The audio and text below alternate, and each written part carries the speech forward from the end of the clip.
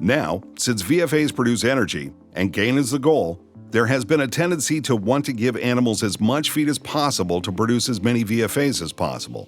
That's why energy-dense, high-starch grains were introduced into a feedlot diet several decades ago.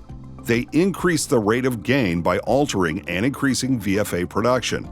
But this can create a problem. If the microbes produce too much acid too fast, this causes an imbalance in the rumen environment and can quickly lead to variability in rumen pH throughout the day, which can be detrimental to rumen health in a feedlot animal over time.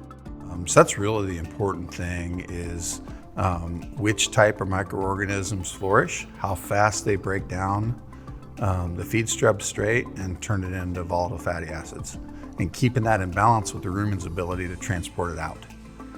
If you produce it super fast and way faster than they can be transported out, that's when the rumen pH starts to fall. That's when other organisms kind of kick in and take over and start producing lactic acid, which then makes the rumen pH fall even faster. And that's where you start to have health problems with the animal, and you can move from subacute to even acute acidosis all the way up to death, basically.